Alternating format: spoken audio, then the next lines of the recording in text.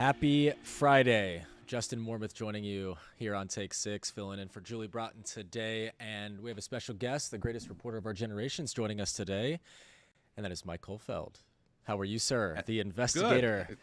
I'm feeling that the greatness is starting to impact the entire newsroom. Oh, you better Justin, of believe course, it. you've developed beautifully as an anchor and reporter, and I'm proud of you. But I'm going to do some more bragging, folks. Your Florida Daily won I was going to say an Emmy, and it will, but it was a Murrow Award, which I'm very proud of. And Katrina Scales, best podcast. And this young lady has worked so hard. And this particular story was great work, looking at the citrus industry, talking to the employees there, talking to the owners who shared their story. And it's one of those compelling stories that really resonated with the Murrow judges.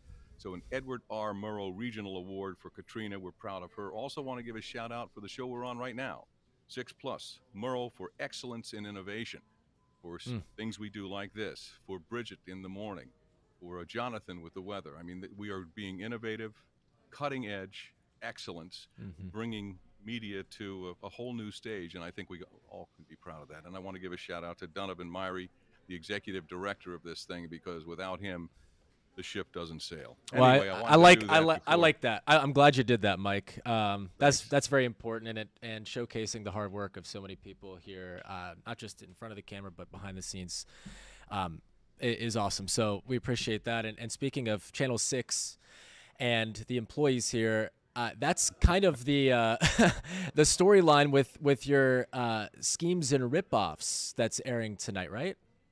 Yeah, this sounds like we're making it up because, the reason we did this story, and our news director agreed we should do this, is because it illustrates what? It can happen to any of us. 20 employees roughly got a text from Allison McGinley, our news director. But in fact, it was an imposter. And Samara, our weathercaster, Samara Kokinis, got this. Let me know if you get this text, and look at the name, Allison McGinley. Well, she walked down to the hallway and told Allison, "Hey, what's going on here?" And she says, "Wait a minute, that's not me." Someone had actually infiltrated her phone or the system and had her contacts. And what they were looking for, you see that line there? Can you confirm, if you can, get Visa cards at any nearby store? And this is why we're doing this story. When anybody asks you for gift cards, if they're pretending to be the sheriff's office, if they're pretending to be the IRS, a government official, no, don't do it, because they go for the numbers you see there on your screen and that security code. And what they were asking our employees to do is to take photos of the front and back of the card, and boom, the money is gone. And so the reason we're doing this story, Justin, is because if it can happen to a newsroom of professional journalists, it can happen to anybody out there watching. And so the warning is there. If any of these texts come and they ask you for money, delete it or check first. She checked with Allison, and guess what? We knew it was an imposter.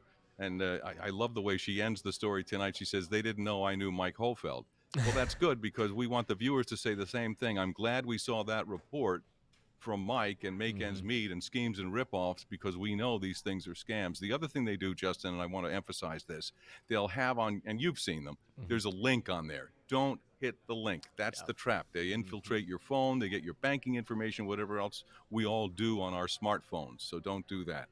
But we think it's a compelling story because it illustrates that it can happen to any of us, including the professionals here at News 6. We talked to my friends at the Secret Service, who will talk a little bit more about what you can do and the heads up and so forth.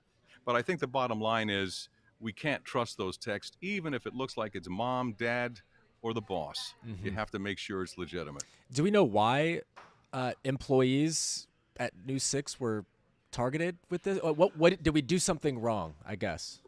I don't think we did anything wrong, and that was my question to the Secret Service. And she told me, Special Agent in Charge Caroline O'Brien Buster told me it's open source, and what she means by that is you can get this information anywhere. What I'm not Right. clear on is, to this moment, is how those 20 employees were targeted, how and why. I don't know if they accessed Allison's contact. I'm just not sure yet. But there are intel packages, if you will, on the dark web where you can buy all this information. I had one company show me they had 20 old passwords of mine. So the stuff's out there, and you really need to be aware of that.